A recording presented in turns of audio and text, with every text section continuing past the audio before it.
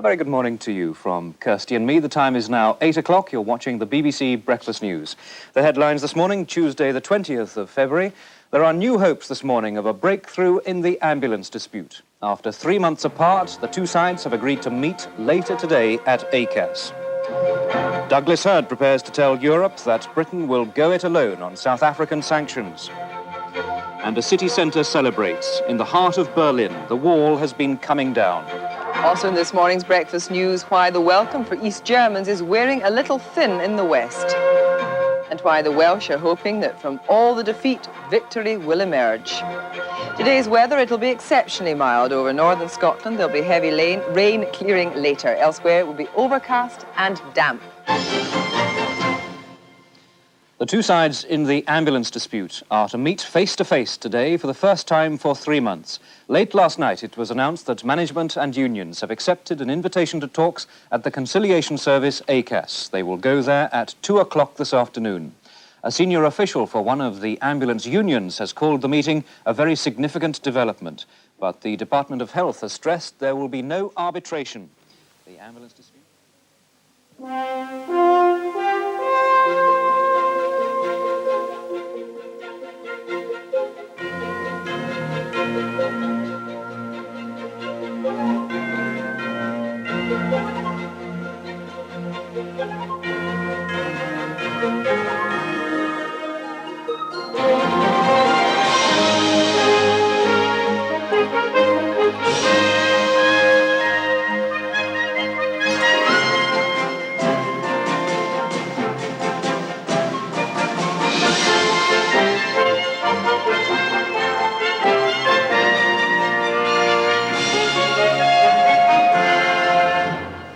Good morning to you from Laurie and me. The time is now 8 o'clock. You're watching the BBC Breakfast News. The main story this morning, Friday the 23rd of March. Labour are celebrating their biggest by-election victory over the Tories in more than 50 years. They won mid-staffs with a swing of more than 21%. Sylvia Heal, the new MP, was returned with a majority of more than 9,000. She said the people of Britain were returning to what she called a reborn Labour Party.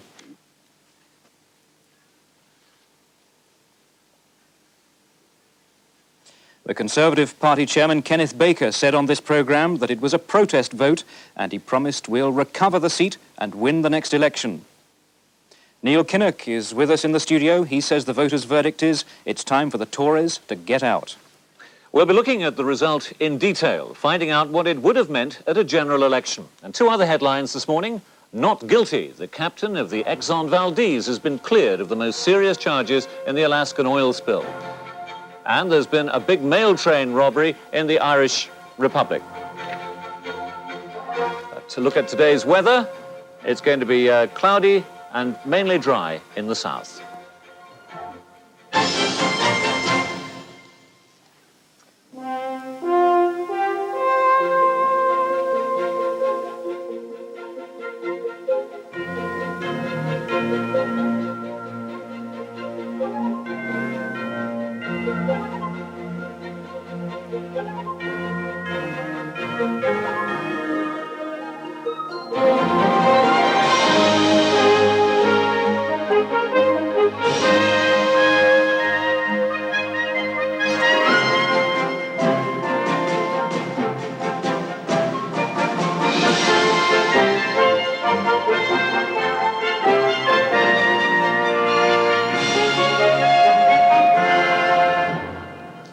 Good morning to you from Laurie and me. The time is now 8 o'clock. You're watching the BBC Breakfast News. The headlines this morning, Friday the 4th of May. Labour has made big gains in the local elections, but there's been a Tory landslide in a key London borough. Nationally, Labour is celebrating winning almost 300 extra council seats and taking control in 8 more councils. But in Wandsworth, where the poll tax is low, the Conservatives held the borough with a greatly increased majority. Labour's Jack Cunningham says they would win a general election, but on this programme, the Conservatives' Kenneth Baker said if yesterday's vote was a referendum on the poll tax, Labour had lost. This morning's other headlines, 3 bombs have been found in a British military base near Hanover in West Germany. They did not go off. The American hostage Frank Reed gets ready to fly home. And today's weather, another very hot sunny day everywhere. The massacre that never was. That's how the minister in charge of the poll tax has described yesterday's local elections. Overall, Labour did well, but in some of the London boroughs there's been significant success for the Conservatives. The Liberal Democrats say they're satisfied. David Owen's SDP did badly. The Greens made little impact, and in Scotland there were gains for the SNP. With all the overnight results in, this is how the parties look this morning. Overall, Labour gained just under 300 seats on local councils. The Conservatives lost exactly 200, and the Liberal Democrats lost almost 40. Altogether, Labour has control of 8 more councils across the country this morning. The Conservatives have 10 fewer, and the Liberal Democrats have 2 fewer, gaining 2 but losing 4. One of the Conservatives' losses was Bradford, the city said to be a model of Thatcherite thrift. Labour gained 5 seats there and took control. The Conservatives also lost control of Bath, where the Environment Secretary Chris Patten sits as an MP. But the Conservatives held the London borough of Wandsworth, which has the lowest poll tax in England, with a greatly increased majority. And the Conservatives gained control of Ealing, the borough where Neil Kinnock has his London home.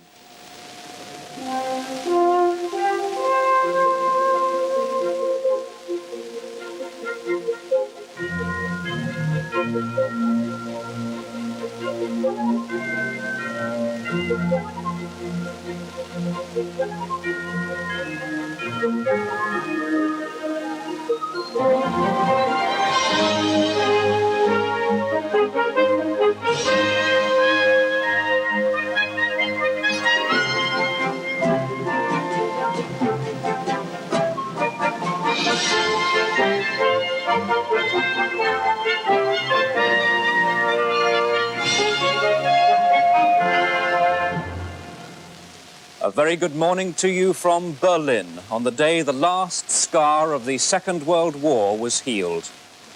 It's 8 o'clock on Wednesday, the 3rd of October. This morning, Germany is one nation again. The flag of unity was raised at the Reichstag at midnight. East Germany was abolished to the strains of Beethoven's Ode to Joy. Hundreds of thousands celebrated the formal end to more than 40 years of division. And a very good morning to you from Jill and me here in London. The headlines here this morning: 2 Irishmen are being questioned in London about terrorist attacks, including the murder of the Conservative MP Ian Gow. A woman's also being held in Wiltshire. Neil Kinnock faces defeat in the defence debate at the Labour conference in Blackpool. Iraqi troops have murdered and tortured scores of people since the invasion of Kuwait, according to Amnesty International. And the weather. Here, an unsettled, blustery day, mostly wet and windy, but in the new Germany, a calm, dry, autumnal day. Thank you very much indeed. Thank you.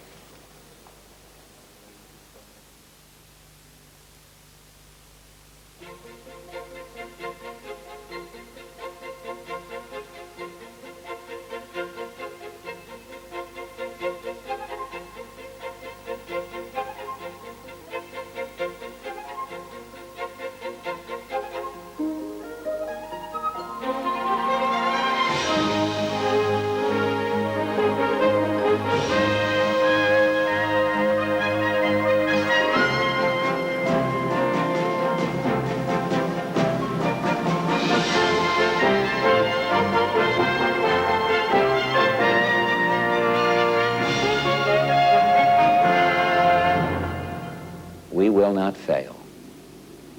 As I report to you, air attacks are underway against military targets in Iraq.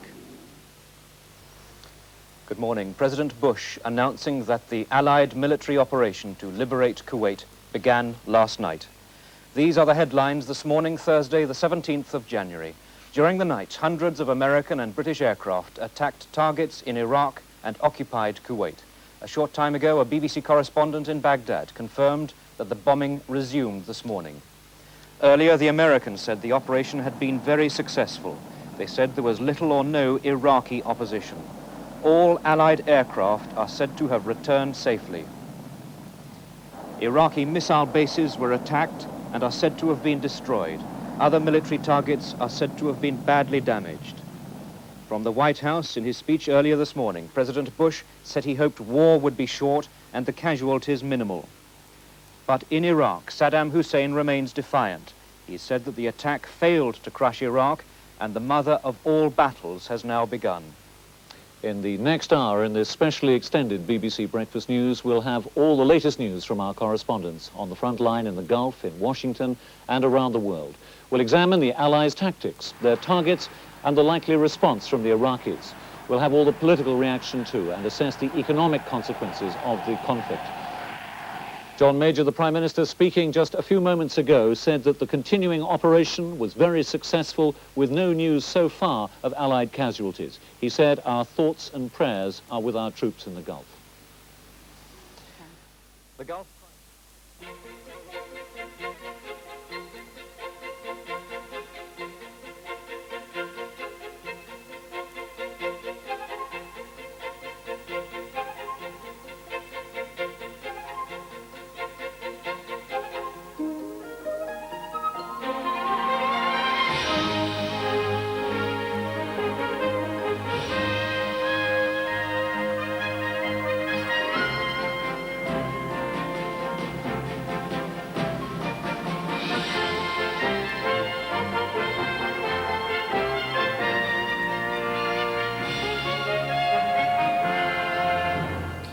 A very good morning to you from Laurie and me. This is the BBC Breakfast News.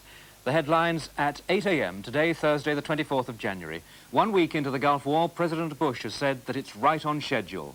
Mr. Bush said there would be no pause. He said the Allies would stay the course and succeed. Patriot missiles in Israel have shot down an incoming Iraqi Scud.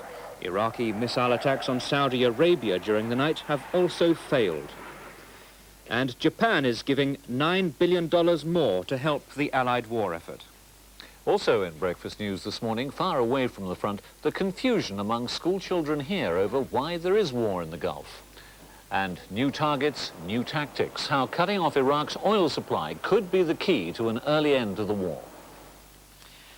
1 week after he gave the order to commence Operation Desert Storm, President George Bush has said that it's right on schedule. In his first speech since the Gulf War started, President Bush warned that there will be problems, setbacks and sacrifices.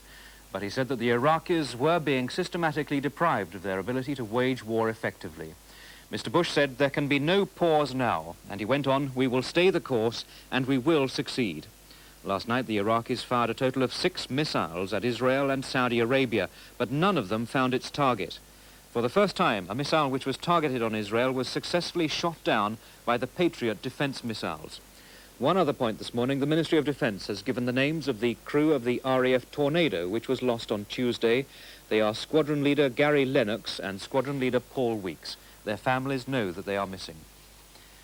First to the United States and President Bush's assessment of the progress of the first week of the war. From Washington, our special correspondent, Tim Sebastian.